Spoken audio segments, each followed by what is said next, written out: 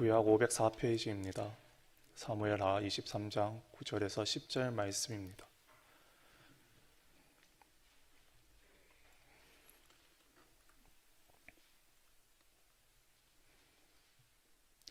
네, 다 찾으실 줄 알고 우리 두 절밖에 안 되니 함께 읽도록 하겠습니다. 시작. 그 다음은 아오마 사람 도데의 아들 엘라살이니 다윗과 함께한 세 용사 중에 한 사람이라. 블레셋 사람들이 싸우려고 거기에 모임에 이스라엘 사람들이 물러간지라. 세 용사가 싸움을 도두고 그가 나가서 손이 피곤하여 그의 손이 칼에 붓기까지 블레셋 사람을 치니라.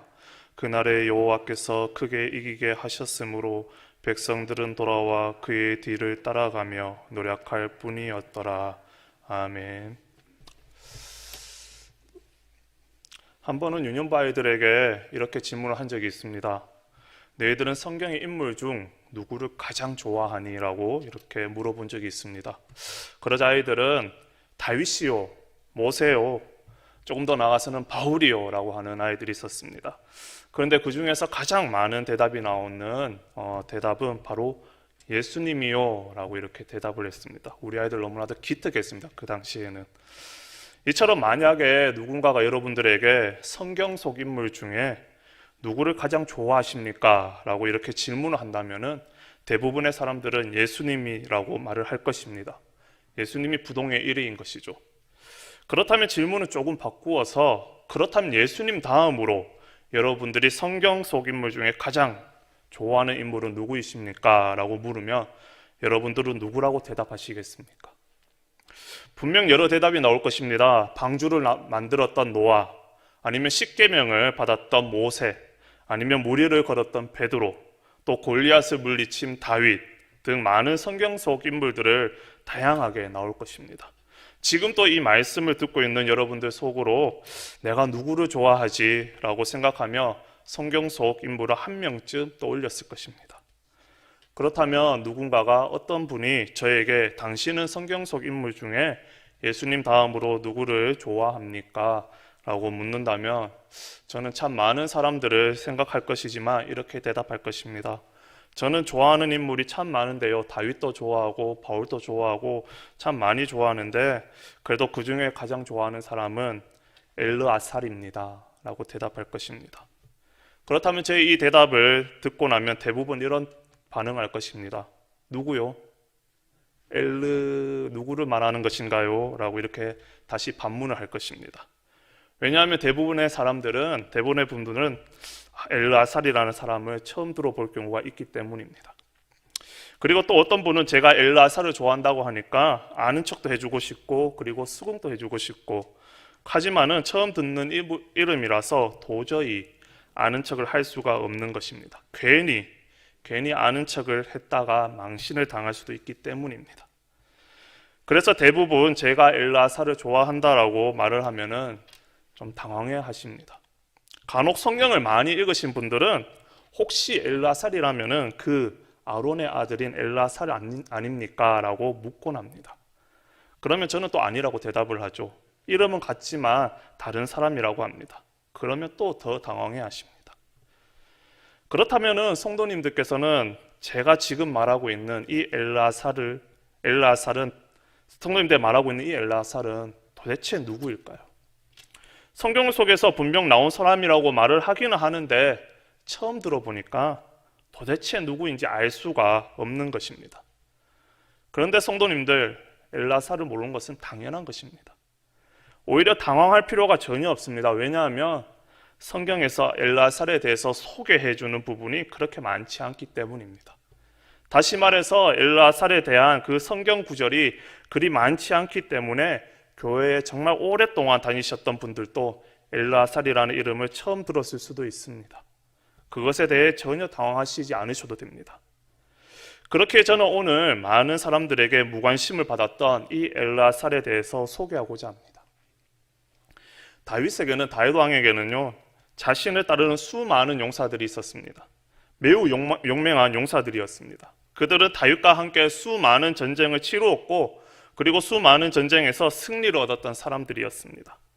이처럼 다들 하나같이 싸움을 잘하는 이 용맹한 전사들이었는데 그 중에서도 가장 싸움을 잘하고 용맹한 전사 그 세 명을 뽑을 수 있습니다.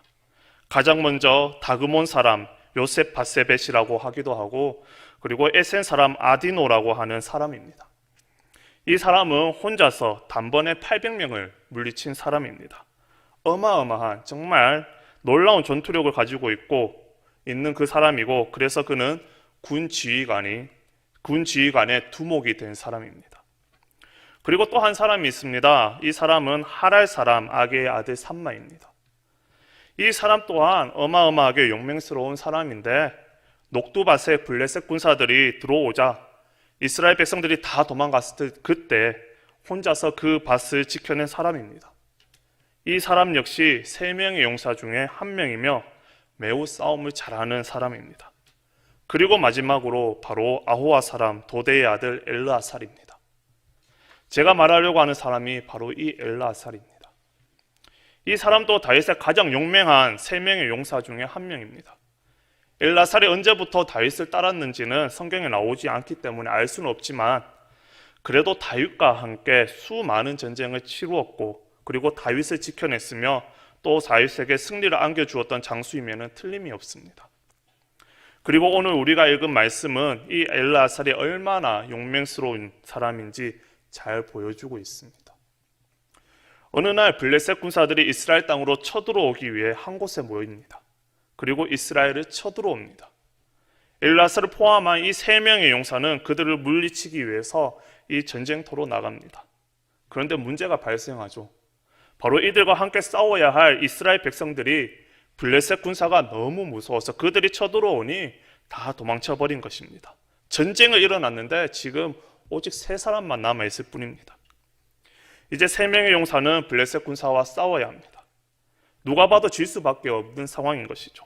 3명의 용사가 아무리 강력한 무기를 가지고 있고 대단한 전략을 쓴다고 하더라도 이거는 백전백패라 할 수밖에 없는 상황이라는 것입니다. 수적으로 너무 불리하기 때문인 것이죠. 그런데 그 3명의 용사가 포기하지 않습니다. 오히려 그 전쟁에서 블레셋 군사들과 힘써 싸우기 시작합니다. 전투는 매우 치열했을 것입니다. 사실 3명의 용사가 감당하기에는 너무나 버거운 싸움이었을 것입니다. 엘르아살을 향한 수많은 적들이 달려올 것입니다. 적을 베고 또 베어도 계속해서 적들이 나타나고 있습니다. 엘르아살이 아무리 싸움을 잘하지만 그들을 물리치기에는 역부족이라는 겁니다. 왜냐하면 수적으로 너무나 많이 차이가 났기 때문입니다. 그는 영화에서 나오는 흔하디 흔한, 요즘에 많이 나오는 어벤져스에 나오는 그러한 슈퍼히어로, 이러한 사람이 아니기에 이 모든 사람을 물리치는 것은 불가능했습니다. 그리고 이 전쟁이 얼마나 치열했는지 모릅니다. 오늘 말씀에 보면은 엘르아살은 어느 순간 자신의 이 손에 힘이 빠지는 것을 느끼게 됩니다. 자신이 휘두르는 것이 칼인지 아니면 자신의 손인지 구별이 안 될 정도로 치열하게 전쟁을 했고, 이제는 더 이상 싸울 수 없을 정도까지 이르렀습니다. 그런데 이 정도 했으면은 충분한데, 포기할 만도 한데, 엘르아살은 포기하지 않고 전쟁에 임하고 끝까지 싸웠습니다. 마지막 힘을 다해서 적들을 베고 또 뱁니다. 그런데 그렇게 불가능한 것 같았던 이 전쟁에서 승리가 임하게 됩니다. 바로 하나님께서 엘르아살에게 큰 구원을 허락하셨기 때문인 것이죠. 놀라운 구원이 이 전쟁 가운데 임하게 된 것입니다. 심지어 블레셋 군사들이 무서워서 도망쳤던 이스라엘 백성들까지 다시 돌아오는 역사가 일어납니다. 그리고 엘르아살과 함께 이스라엘 백성들은 전리품을 챙기게 됩니다. 이렇게 엘르아살의 이야기는 마무리가 됩니다. 그런데 성도님들, 저는 오늘 엘르아살이 얼마나 싸움을 잘했는지를 여러분들과 나누고 싶은 것은 아닙니다. 오늘 말씀을 통하여서 성도님들과 나누고 싶은 것은 그 엘르아살이 받았던 하나님의 큰 구원과 승리, 그리고 도대체 이 큰 구원과 승리를 어떻게 하면 얻을 수 있는지를 여러분들과 나누고 싶습니다. 이것은 굉장히 중요한 문제입니다. 왜냐하면 우리에게도 그 구원과 승리가 필요하기 때문인 것이죠. 나의 삶에도, 그리고 우리들의 그 가정에서도, 그리고 우리 아멘교회에서도 하나님의 이 큰 구원과 승리가 필요합니다. 또한 이 나라, 이 민족에도 하나님의 구원과 승리가 필요하다는 것입니다. 또한 코로나가 심한 이 시대에 절실히 필요한 것은 바로 하나님의 큰 구원인 것입니다. 그렇기 때문에 우리가 이 말씀을 통해서 어떻게 하면 하나님의 큰 구원과 승리를 얻을 수 있는지 살펴볼 필요가 있습니다. 그렇다면 어떻게 하면 하나님의 큰 구원과 승리가 임할 수 있을까요? 그것을 알아보기 위해서 방금 전에 살펴보았지만 다시 오늘 본문으로 돌아가 조금 더 자세히 살펴보도록 하겠습니다. 먼저 오늘 본문인 그 9절 후반절 말씀을 함께 보겠습니다. 블레셋 사람들이 싸우려고 거기에 모임에 이스라엘 사람들이 물러간지라 세 용사도 싸움을 도두고. 지금 블레셋 군사들이 이스라엘을 쳐들어왔습니다. 이렇게 적들이 쳐들어왔을 때 이스라엘 백성들이 해야 할 일은 도대체 무엇일까요? 가장 먼저 무엇을 해야 될까요? 자기 영토를 누군가 침범했다면은 그 사람들이 해야 할 일은 전쟁을 해야 하는 것입니다. 적군들을 물리쳐야 한다는 것이죠. 어서 빨리 사람들을 모아서 흩어져 있는 사람들을 모아서 쳐들어온 적들을 물리쳐야 한다는 것입니다. 그런데 이스라엘 백성들은 반대로 행동을 하죠. 이스라엘 백성들은 그렇게 하지 않고 오히려 도망을 칩니다. 다시 말해 이스라엘 백성들은 겁쟁이였다는 것입니다. 하지만 이것을 바꾸어 생각해 보면 또 이해가 될 수 있습니다. 지금 이스라엘 백성들이 도망쳤다는 것은 블레셋 군사들의 숫자가 적다는 것일까요? 아니면 많다는 것일까요? 많은 것입니다. 지금 어마어마한 숫자가 이스라엘로 쳐들어왔다는 것입니다. 지금 큰 전쟁이 일어났다는 것이죠. 그럼 이럴 때 전쟁에 나가면은 아마 죽음을 면치 못할 것이 당연한 이치입니다. 그러니 차라리 도망치는 것이 더 나을 수도 있습니다. 그것이 자신의 생명을 살릴 수 있는 유일한 방법일 수도 있습니다. 그러니 이스라엘 백성들이 전쟁을 회피해서 도망치는 것은 굉장히 합리적이고 굉장히 현실적인 결정이었다는 것입니다. 오히려 엘라사를 포함한 이 세 명의 용사가 무턱대고 그 많은 적의 군사들과 싸우는 것, 그것은 어떻게 보면 바보 같은 결정이었을 수도 있습니다. 어떻게 그렇게 무모한 선택을 할 수 있었을 것일까요? 분위기를 잘 파악하지 못했던 것 같습니다. 지금 도망가는 것이 가장 먼저 선택해야 할 최고의 선택의 결정인데 그것을 선택하지 않고 싸움을 했기 때문입니다. 물론 3명의 용사는 아까 살펴본 것처럼 굉장히 싸움을 잘합니다. 한 명은 800명을 단번에 물리칠 수 있는 용사이고, 그리고 또 한 명은 녹두밭, 그 블레셋 군사들이 물리쳐본 경험이 있는 사람이기 때문이죠. 그리고 엘라살 역시 아주 싸움을 잘하는 사람이니까요. 당연히 이들은 싸움을 잘했기 때문에 그 사람들을 물리칠 수 있었을 것이라 생각했을지도 모르지만, 그럼에도 불구하고 전쟁에는 중요한 문제가 있습니다. 전쟁의 승패를 가르는 가장 중요한 것은 바로 그 당시에는 군사의 숫자였습니다.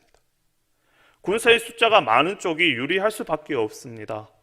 적과 싸우려면 최소한 비등한 숫자가 모아져야 가능하다는 것입니다. 다시 말해서 이스라엘 백성들이 이 세 용사를 도와주면 승리를 전망할 수도 있는데 지금 이스라엘 백성들은 모두 도망쳐버립니다. 하나도 남아있지 않습니다. 그렇다면 머리가 잘 돌아가는 세 용사라면 이렇게 선택을 해야 합니다. 야, 이거 지금 우리가 싸울 때가 아니고 우리가 도망칠 때야. 우리도 빨리 도망치자라고 결단을 내렸어야 합니다. 그렇지 않으면 블레셋 군사에게 죽임을 당하기 때문인 것이죠. 그런데도 3명의 용사는 도망치지 않고 오히려 블레셋 군사와 전쟁을 치릅니다. 다소 무모한 전쟁을 시작한 것입니다. 그런데 3명의 용사가 바보여서 이런 선택을 한 것은 아닙니다. 도망갈 타이밍을 잃어버려서 어쩔 수 없어서 그냥 그 자리에 남아 있었던 것이 아닙니다. 3명의 용사가 그 자리에 지켰던 것은 바로 그 땅을 지키기 위함입니다. 하나님께서 허락하신 그 땅, 이스라엘 백성들의 그 삶의 터전이 그 땅을 지키고자 하여 그 자리에 남아 있었던 것입니다. 3명의 용사는 죽음을 무릅쓰고 그 땅을 지키기 위해서 치열하게 블레셋 군사들과 싸움을 시작합니다. 하지만 자신의 자리를 지키는 것은 결코 쉽지 않습니다. 죽음을 각오해야 하는 일이기 때문인 것이죠. 10절 상반절 말씀입니다. 그가 나가서 손이 피곤하여 그의 손이 칼에 붓기까지 블레셋 사람을 치니라. 이 장면은 지금 엘르아살이 얼마나 치열하게 힘써 싸우고 있는지를 보여주는 장면입니다. 손이 칼에 붓기까지. 이 말은 손에 풀을 붙여서 마치 풀을 붙인 것처럼 칼이 손에 딱 달라붙었다는 것입니다. 이 말은 바로 너무 많은 칼을 휘둘러서 칼이 손에 붙어버린 것입니다. 그래서 지금 자기가 싸우는 것이 손인지 칼인지 구분이 되지 않을 정도로, 뗄 수도 없을 정도로 지금 이렇게 싸우고 있는 것입니다. 즉 얼마나 치열하게 싸웠는지를 보여주는 장면인 것이죠. 그리고 또 말씀을 보니 손이 피곤하여라고 했습니다.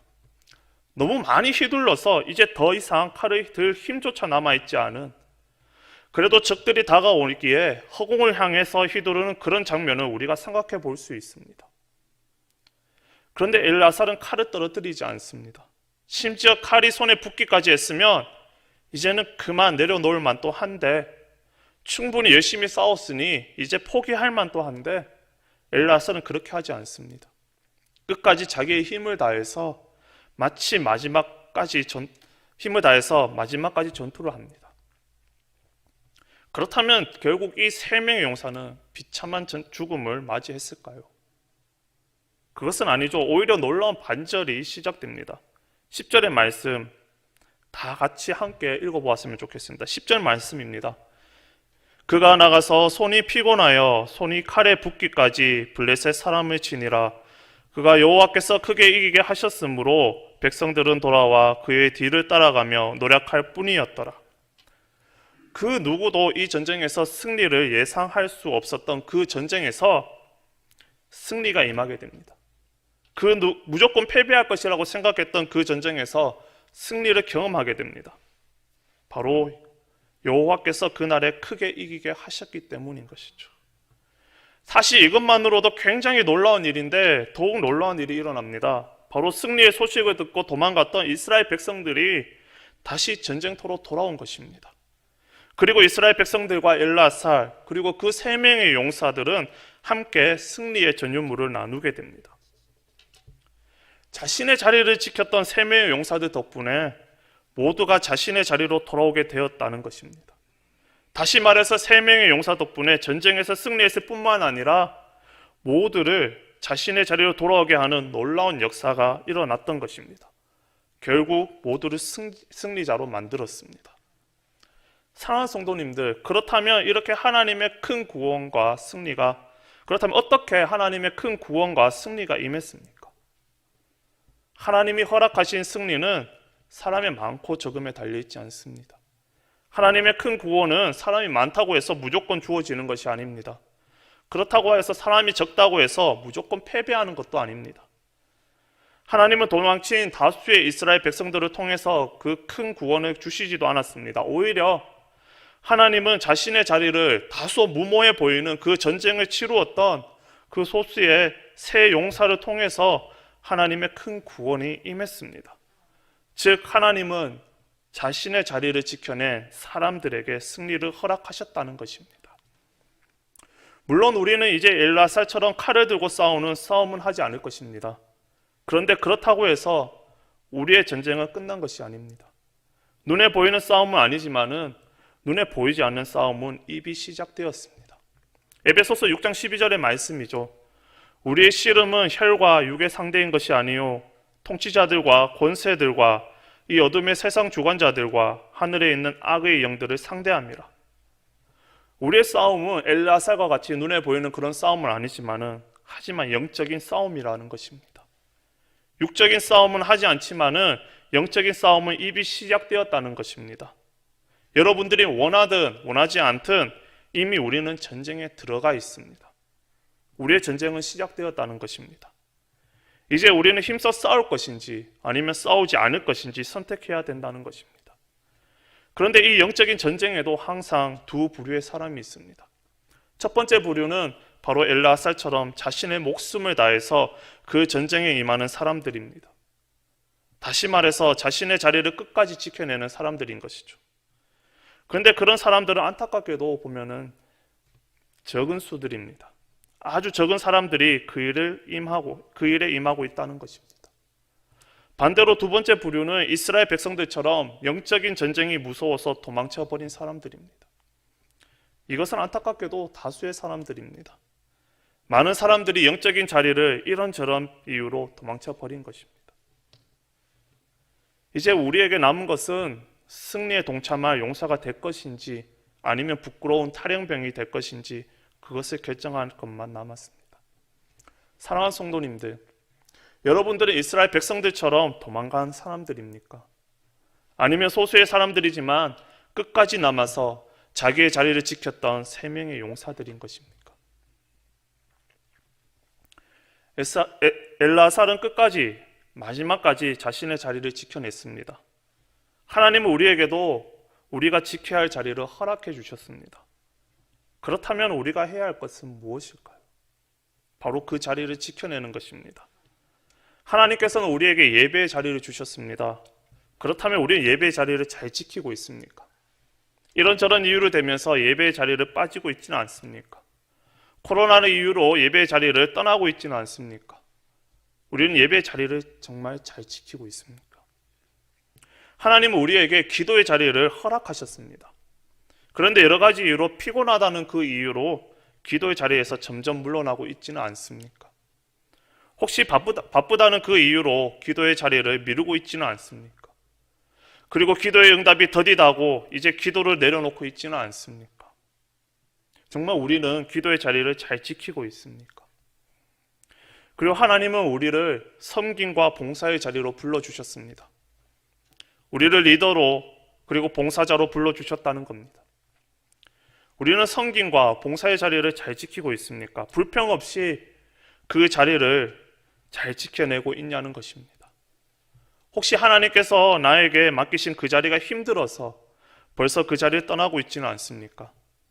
나 아니어도 누군가 할 텐데 나는 여기까지만 해야겠다라고 하며 그 자리를 내려놓고 있지는 않습니까? 여러분들에게 묻고 싶습니다. 하나님께서 여러분들에게 맡기신 그 자리는 어디입니까? 여러분들이 지켜야 할 자리가 어디입니까? 그 자리의 크기와 종류는 전혀 상관이 없습니다. 그 자리가 어떤 자리이든지 어떤 곳이든지 간에 여러분은 그 자리를 끝까지 지켜야 합니다. 그런데 자신의 자리를 지키고 있다 보면은 나와 함께 그 자리를 지켜야 할 사람, 그 사람들이 하나 둘 떠나게 되는 모습을 보게 될 것입니다. 조금씩 힘들다 보면은 분명히 시작은 나와 함께 했는데 언젠가 내 주변의 사람들이 떠나게 되는 것을 보게 될 것입니다. 나만 홀로 남아서 외롭고 쓸쓸하게 이 자리를 지켜내는 경험을 하게 될 것입니다. 그러면 나도 포기하고 싶고 때로는 나도 이 자리를 내려놓을까, 그냥 도망갈까라는 그 생각이 생길 수도 있습니다.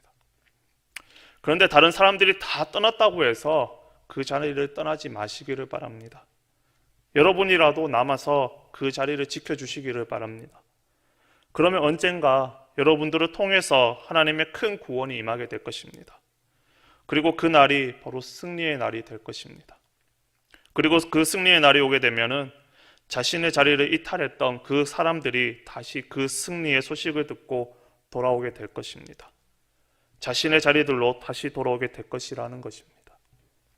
그러니 그 기대감을 가지고 힘들지만 그 자리를 지켜주시기를 바랍니다.